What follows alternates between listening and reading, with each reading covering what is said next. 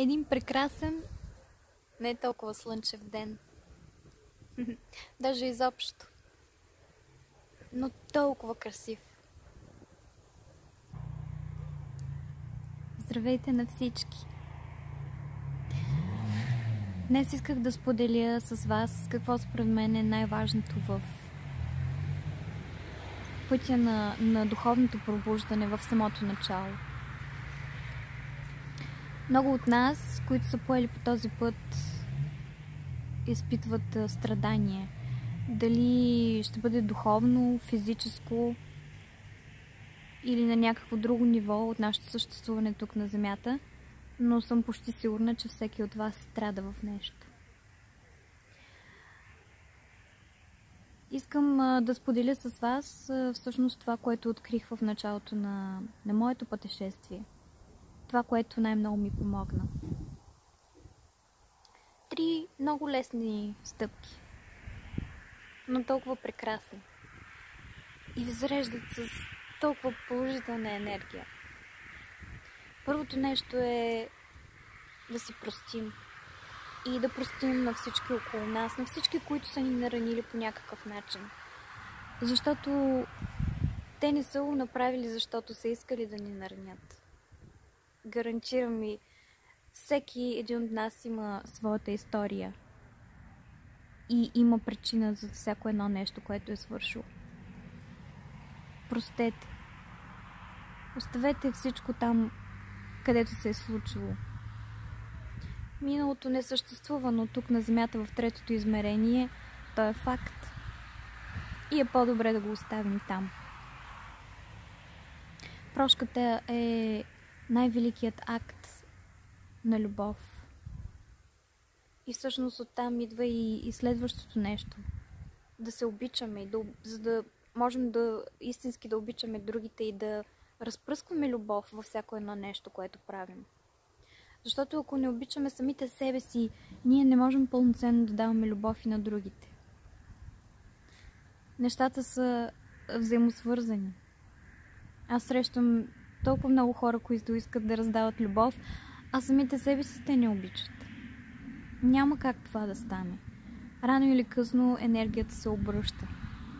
Тя е една и съща енергия. И тази енергия, която влагаме в себе си, е тази енергия, която отдаваме и на другите. Затова инвестирайте в себе си. За да бъдем истински щастливи, е важно да направим първо себе си щастливи, за да направим след това и другите. Може би звучи малко егоистично, но всъщност природата е създала нещата точно така.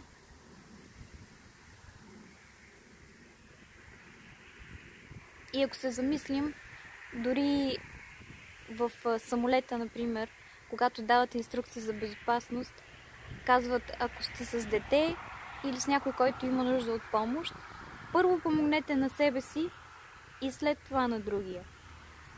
Защото вие, ако не помогнете на себе си, няма как да помогнете и на другия. Докато помогнете на другия, може вече да сте се отишли. Затова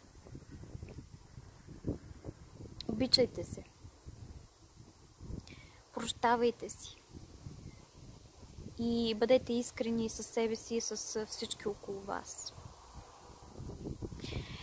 И последното нещо, което искам да споделя и което смятам, че е изключително важно, останете в настоящето. Не мислете за миналото, нито пък гледайте в бъдещето толкова надалеч. То няма как да ви даде това, което е тук и сега, в този момент. Много често, гледайки назад в миналото или напред в бъдещето, пропускаме цялата красота, която е пред очите ни сега. И в един момент не разбираме, че всъщност сме пропуснали един от най-щастливите мигове в живота си. Нека бъдем щастливи с това, което имаме. Бъдете благодарни за всяко едно прекрасно нещо, с което разполагате в живота си. За цветята около вас. Прегръщайте дърветата. Говорете с птичките, с тревата. Всичко има усещание. И абсолютно всичко е живо около нас. Бъдете част от този живот, като давате живот около себе си, любов и топлина. Фокусирайки се върху настоящето, ще ви помогне също така и в медитацията. И в всяка една духовна практика, която сте решили да предприемете. Много често чувам хора, които изпитват трудности да медитират, тъй като постоянно някакви мисли площаят в главата им. А те са точно следствие от това, че се фокусираме или върху миналото, или върху бъдещето. Ние просто не живеем в настоящето. Затова продължавайте да бъдете искрени, топли, любящи, такива каквито всъщност сте по природа. Знам, че в абсолютно всеки от вас се крие това. Всички сме добри. И всички искаме любов, но я търсим извън себе си. Там, където няма да я намерим. Любовта е вътре в нас. Там търсете любовта. И когато намерите тази любов, която е във вас, в тази сърдечна чакра, именно вашата, тази любов ще бъде тази, която ще привлечете. Това е вибрацията, която ще пристигне при вас. Защото ние привличаме такава вибрация, каквато отдаваме.